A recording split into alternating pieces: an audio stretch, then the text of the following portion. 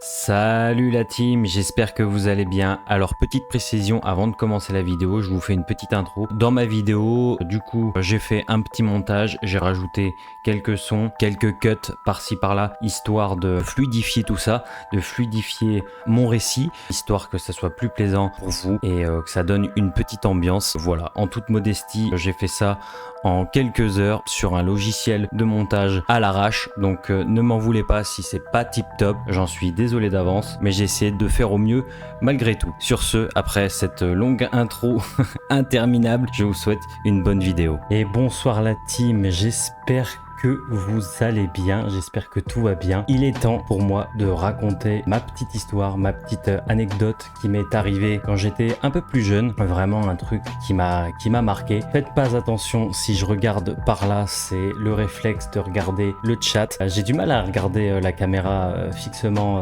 devant moi et c'est pas simple. Je regarde souvent aussi le retour, donc du coup j'ai peut-être un peu le regard qui risque de bouger par là. Faites pas attention. Bref, ma petite histoire qui m'est arrivée plus jeune, vraiment quelque chose qui m'a bouleversé. Je suis pas du genre à croire aux histoires de fantômes au premier abord. Moi, j'ai besoin de voir les choses de mon propre chef. J'ai vraiment besoin de voir les choses qui se passent devant moi pour vraiment y croire. Et cette chose, c'est vraiment une chose qui s'est vraiment passée. Mais il va falloir que je vous recontextualise le tout d'il y a des années en arrière. Il faut savoir que moi, je suis arrivé dans ma petite ville en 1998. Coupe du monde, youhou, tout va bien. Mais j'avais 5 ans. Et pour l'instant, je fais ma petite vie tranquille de bébou de 5 ans. Je commence à grandir. Voilà, j'arrive doucement vers mes 12-13 ans par là. Et ma mère se sépare avec mon père. Petite info, pas très utile, mais à placer quand même. Un soir, elle sort avec des amis manger au restaurant, au centre-ville. Ils font une petite soirée sympa, tranquille. Ils étaient 5-6. Il y avait 3 filles, 3 garçons, je crois, il me semble. Voilà, ils ont envie de se faire peur un petit peu.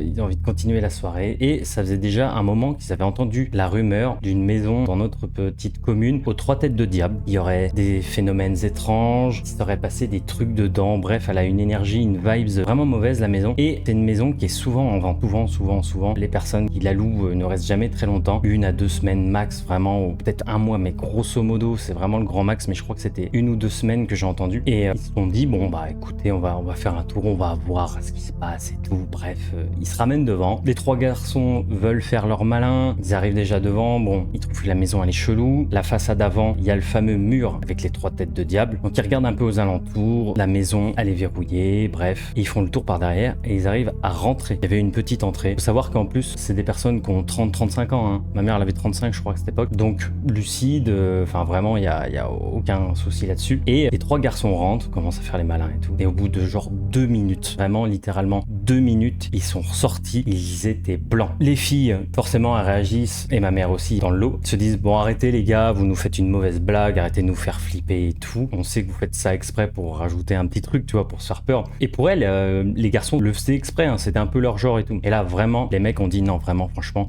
c'est hyper chelou dedans. Il y a des miroirs partout. Il y a des espèces de grandes bâches blanches qui sont sur les miroirs et tout, mais genre des miroirs partout au mur. Tu sais, les grands miroirs de l'époque qui sont sur pied. Elles sont vraiment aux alentours de toute la pièce principale. Enfin, c'est vraiment extrêmement bizarre. Et les filles disent bon bah écoutez, bah, on va re-rentrer avec vous pour voir nous, parce que là, comme ça, on vous croit pas. Ils rentrent les 6 dedans. Ils arrivent dans le salon. C'est vraiment très vieillot dedans. Très peu de meubles vu qu'il y avait plus personne, mais il restait quelques petits trucs vraiment dans le centre de cette pièce. Et déjà, ils se sentaient vraiment pas bien.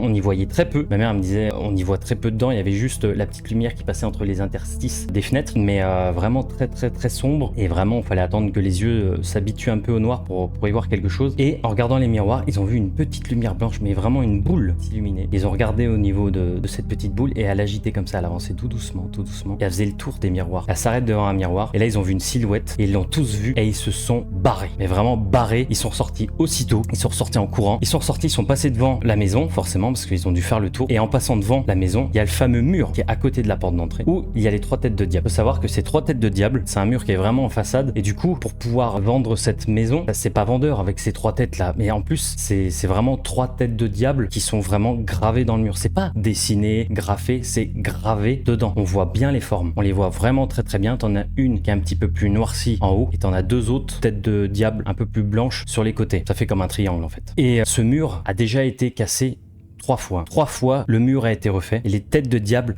ressortent, sont revenues. Et c'est pas genre il y a un mec qui est revenu, les a gravés. Non, c'est comme s'ils étaient gravés à l'intérieur du mur et qui ressortaient vraiment. Ça fait des marques à l'intérieur du mur. C'est très troublant. Et ils arrivent devant ce fameux mur en passant devant, en sortant. Et t'as un des garçons qui leur dit avant de partir, est-ce que vous êtes capable de toucher ce mur? Et personne n'avait envie de toucher ce mur. Ma mère s'est dévouée. Elle a dit bah écoutez, moi je vais toucher, mais je verrai ce que ça fait. Et à partir du moment où elle a touché le mur, à la seconde d'après, elle a eu une migraine atroce, vraiment atroce, que elle s'est assise par terre. Elle avait vraiment mal, elle se sentait vraiment pas bien, pas bien, pas bien. Et les garçons ont dû la porter, vraiment la porter et faire environ 500 mètres plus loin pour la poser. Ça se sentait vraiment pas bien, elle pouvait plus marcher. Elle avait une migraine atroce, elle avait envie de vomir, vraiment, elle se sentait mal quand elle me l'a raconté. Elle m'a dit vraiment, j'ai senti quelque chose qui m'a traversé en moi, vraiment un mal. Et je me suis vraiment senti pas bien. Les amis de ma mère l'ont ramené chez elle, donc chez moi du coup. Ils sont restés quelques heures, ils ont débriefé et tout. Moi j'étais tout petit, j'avais 12-13 ans. Et j'arrive dans le salon et je les vois qui parlent de ça, qui se racontent un peu ce qui se passe, qui font débrief et tout. Ma mère me raconte. De toute façon, fallait qu'elle me raconte parce que je la voyais vraiment pas bien, horrifiée. Je lui ai demandé qu'est-ce qui se passe. Et elle me raconte l'histoire et elle me dit mon fils, jamais je ne veux que tu touches ce fameux mur. C'est jamais,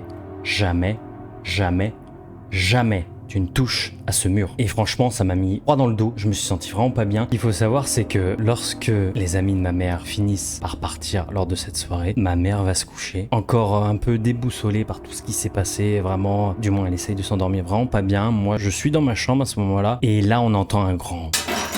Vraiment, un truc qui explose. Moi, je me ramène en courant, tant bien que mal, jusqu'à la chambre de ma mère et je la vois, mais vraiment dans l'angle de son lit, horrifiée, vraiment horrifiée. Et je regarde le sol et moi, je suis vraiment mal. J'ai vraiment les yeux grands ouverts et je comprends ce qui se passe. Je comprends vraiment ce qui se passe. Et en fait, il y avait le miroir de la chambre de ma mère qui s'était littéralement explosé au sol, littéralement.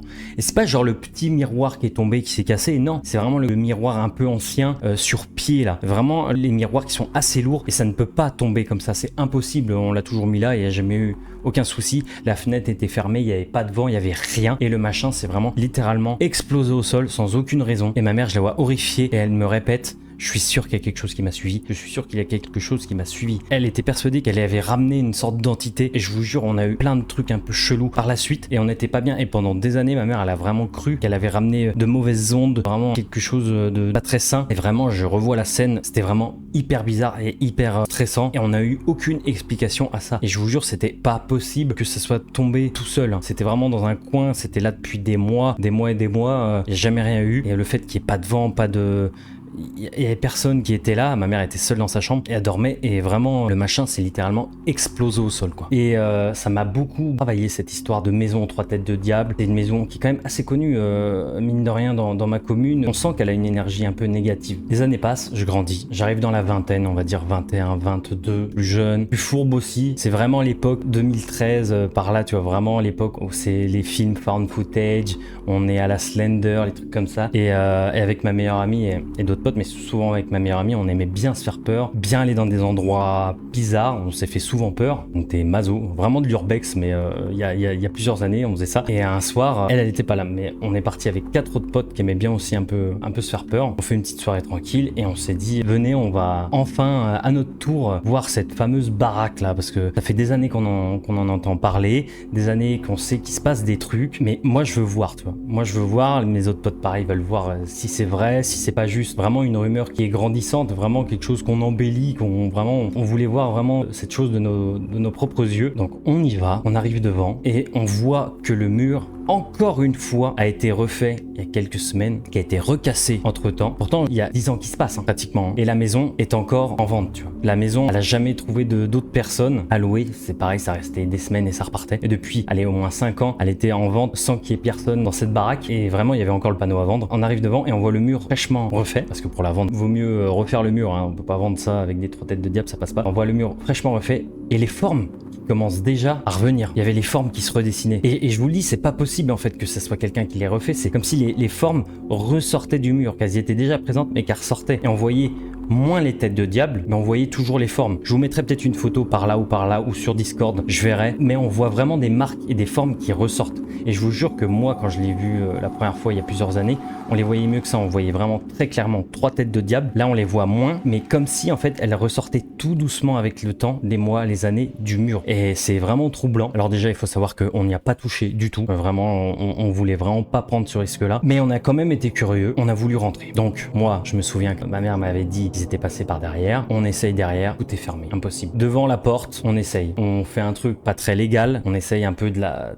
crocheter, de la bousculer, on arrive à l'entrouvrir un petit peu, mais ça passe pas. On est un peu trop large. C'était vraiment une petite entrée comme ça, donc impossible. Il fallait fuir, laisse tomber. Et là, on voit qu'il y a une fenêtre qui est vraiment entrouverte, mais un tout petit peu. Donc, on pousse tout doucement. On voyait qu'elle était mal fermée. Le petit verrou était mal enclenché. Donc, on lève le loquet et on pousse. Et la fenêtre s'ouvre. Fenêtre qui est au rez-de-chaussée en plus. Chance. On rentre dedans. Il y avait plus rien. Vraiment plus rien du tout. Mais par contre, c'était vraiment sombre. Et du coup, j'arrive à reconnaître la pièce principale parce que ma mère me l'avait un peu décrite. J'arrive à reconnaître que c'est vraiment comme ça qu'elle est. Donc, déjà, elle a pas menti. On rentre et on visite un peu le rez-de-chaussée. Bref, on s'éloigne pas trop des pièces. Et là, en fait, ça fait pièce principale et on peut prendre un couloir pour monter au premier étage. On monte tous ensemble. Il faut savoir, il n'y avait plus de miroir du tout. Tout a été enlevé. Je pense qu'il y a des gens qui ont dû passer vraiment enlever le reste des affaires. Entre-temps, entre les années, il n'y avait plus rien, à part un tas de poussière énorme. On monte tout doucement les escaliers et je vous jure, on monte les escaliers. Et quand vous montez les escaliers, en fait, il y a un long couloir et au bout du long couloir, il y a une pièce. J'ai pas eu trop le temps de voir ce que c'était la pièce, mais il me semblait que c'était une salle de bain. On commence à monter les escaliers, mais on est à mi-hauteur, donc on voit pas encore le long couloir. On monte et on entend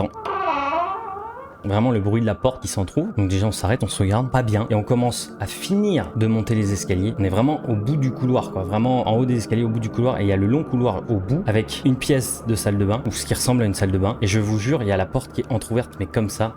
Et on voit la moitié d'une personne debout nous regarder. Et on voit la porte qui commence à s'ouvrir comme ça. Et on s'est barré à une vitesse. Pourtant, on était 5 mecs. On s'est barré à une vitesse de malade. Je me revois descendre les escaliers, limite à me casser la gueule. On redescend, on passe par la fenêtre. Vraiment, on sort. Et en s'éloignant, je vous jure, on s'est retourné. Et on a vu au premier étage, entre les interstices, une femme qui était comme ça, derrière, en train de guetter. Et ça nous a mis froid dans le dos, mais c'était horrible, horrible. Et on l'a vu, on l'a tous vu.